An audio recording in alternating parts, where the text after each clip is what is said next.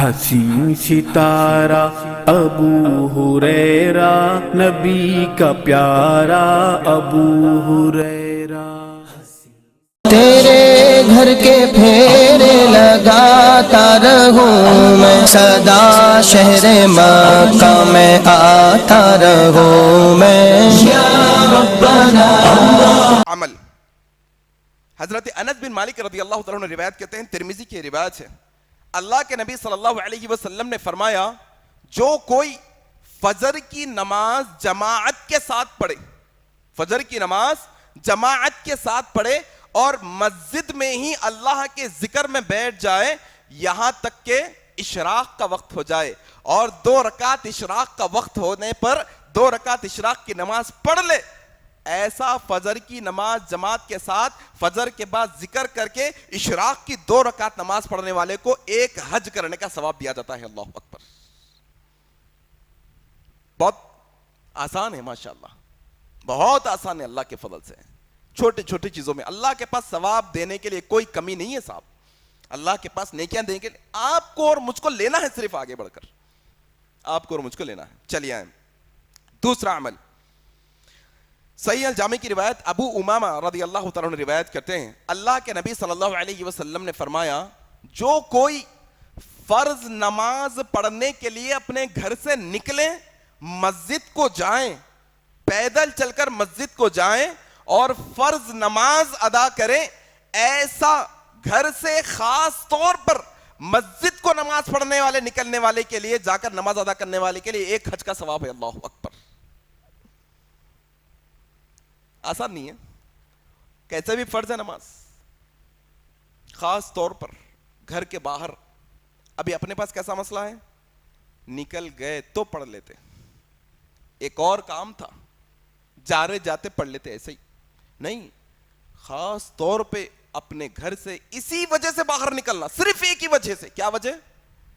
نماز پڑھنا ہے مجھے، پھر اللہ سبحانہ و تعالیٰ ایک حج کا ثواب ضرور دے گا انشاءاللہ۔ چلیے اسی طریقے سے تیسرا عمل، یہ تیسرا عمل بتانے سے پہلے ہم سب کے واسطے خوشخبری ہے، کیوں آج کا یہ درس آپ کا میرا آنا یہاں پر، اللہ سے دعا کریے کہ اللہ ہمارے نیتوں میں اخلاص پیدا کرے، ہمارے یہاں آ کر بیٹھنے کو قبول فرما لے۔ کیا فضیلت ہے دیکھو آپ، اللہ کے نبی صلی اللہ علیہ وسلم فرماتے ہیں، صحیح ترغیب کی روایت ہے، اللہ کے نبی صلی اللہ علیہ وسلم نے فرمایا تم میں سے جو کوئی اپنے گھر سے اس لیے نکلے تاکہ وہ مسجد کو جائیں اور مسجد میں بیٹھ کر دین سیکھیں، اللہ اکبر، پہلے کیوں نہیں کر رہا تھا بندہ؟ نماز کے لیے، اب اللہ کے نبی کہتے ہیں کوئی تم میں سے اپنے گھر سے نکلے اور یہ نیت ہو کہ مسجد جاؤں گا، مسجد کے اندر بیٹھ کر تعلیم حاصل کروں گا دین کی، تو ایسا نکل کر یہ نیت سے باہر جانے والے اور مسجد میں بیٹھ کے دین کا علم حاصل کرنے والے، دینی مجلسوں میں بیٹھنے والوں کو اللہ حج کا ثواب دیتا ہے۔ اللہ اکبر، اللہ سے دعا ہے کہ اللہ آج کے ہمارے عمل کو قبول فرما لے، اور جو تو نے نبی کے ذریعے سے وعدہ کیا ہے ہم تمام کے جو ہے نا اکاؤنٹ میں جو ہے نا ثواب جو ہے نا درج فرما دے، آمین۔ اسی طریقے سے چوتھا، یہ چوتھا اگر آپ مسئلہ جو ہے نا عمل جان لیں گے تو آپ کو اندازہ ہو جائے گا کہ یہ اعمال کی بنیاد کیوں شروع ہوئی۔ جیسا کہ میں نے کہا غریب لوگ، ایگزیکٹ یہی باتیں حدیث میں ہیں، حضرت ابو ہریرہ رضی اللہ تعالیٰ عنہ روایت کہتے ہیں، صحیح بخاری کی روایت ہے، چند غریب صحابی، بدو صحابی، غریب صحابی اللہ کے نبی کے پاس آئے اور آ کر کہا یا رسول اللہ، ہمیں یہ بات بے چین کر دیتی ہے کہ اللہ نے جن کو مال دیا ہے، جن کو دولت سے نوازا ہے، وہ جہاد فی سبیل اللہ میں چلے جاتے ہیں مال خرچ کر کے، وہ انفاق فی سبیل اللہ، اللہ کے راستے میں پیسہ خرچ کرتے ہیں، وہ حج کو چلے جاتے ہیں پیسہ خرچ کر کے، وہ تو ثواب میں ہم سے زیادہ آگے چلے گئے نا درجے میں، پھر ہم؟ اللہ کے نبی صلی اللہ علیہ وسلم نے کہا پریشان نہ ہو، آؤ اس سے بہتر بات تمہیں بتاتا ہوں، ادھر آؤ بیٹھ جاؤ، ادھر بیٹھو، اس سے بہتر بات تمہیں بتاتا ہوں، اللہ نے اگر تمہیں مال و دولت نہیں دیا تو کیا تمہیں حج کا ثواب نہیں ملے گا؟ ضرور ملے گا، آؤ بیٹھو۔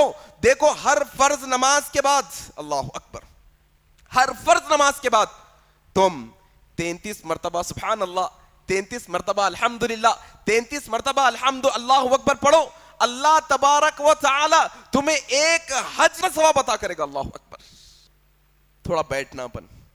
السلام علیکم ورحمۃ اللہ, السلام علیکم ورحمۃ اللہ.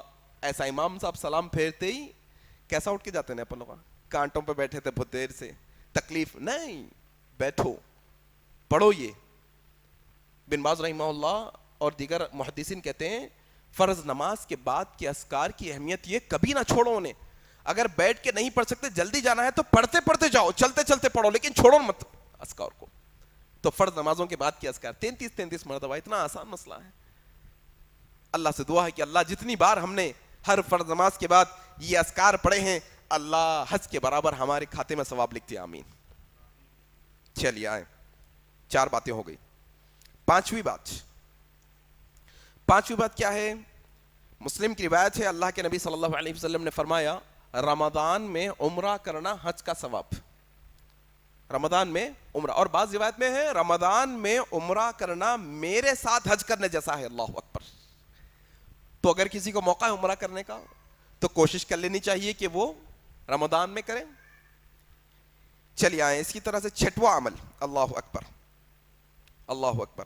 کیا ہے دیکھیے 6واں عمل, طبرانی کی یہ روایت ہے, صحیح سند سے روایت کی گئی. اللہ اکبر. اللہ کے نبی جناب محمد رسول اللہ صلی اللہ علیہ وسلم کے پاس ایک شخص آیا, آ کر کہنے لگا یا رسول اللہ میں جہاد میں جانا چاہتا ہوں لیکن عاجز ہوں, کیا کروں؟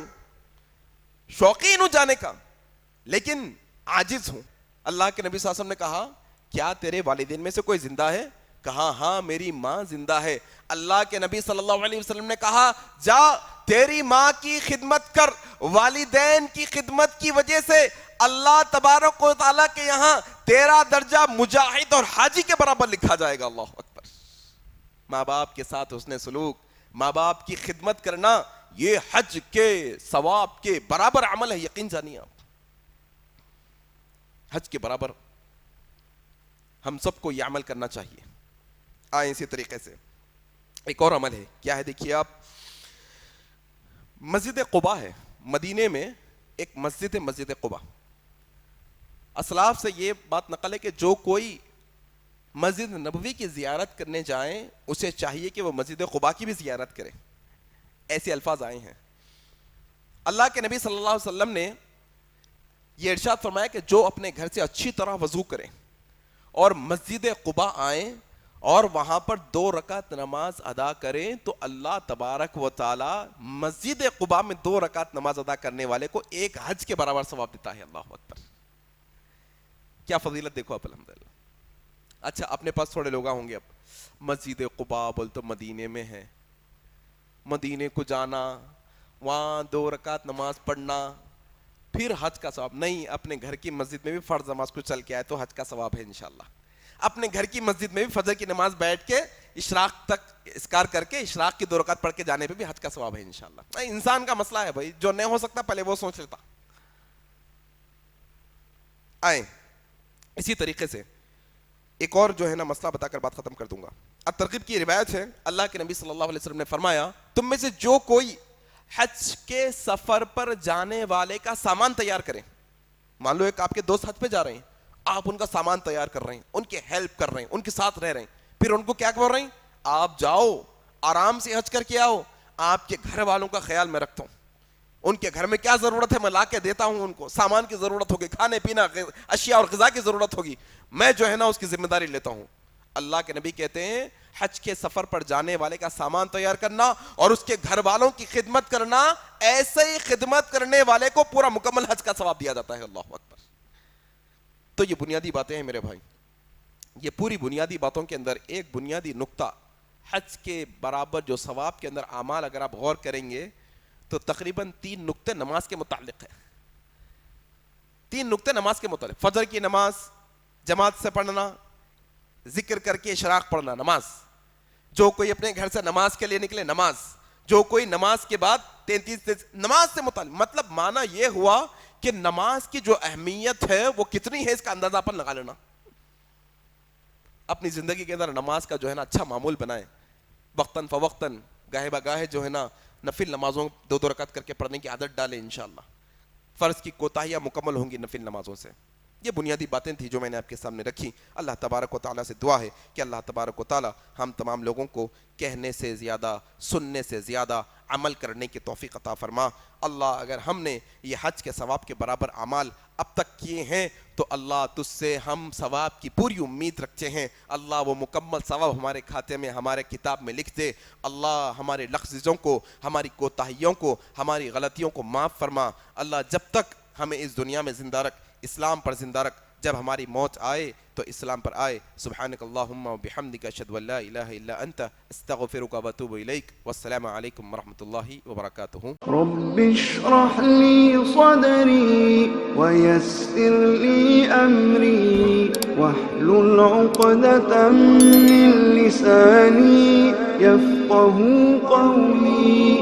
رب اشرح لي صدري ويسر لي أمري واحلل عقدة من لساني يفقه قولي.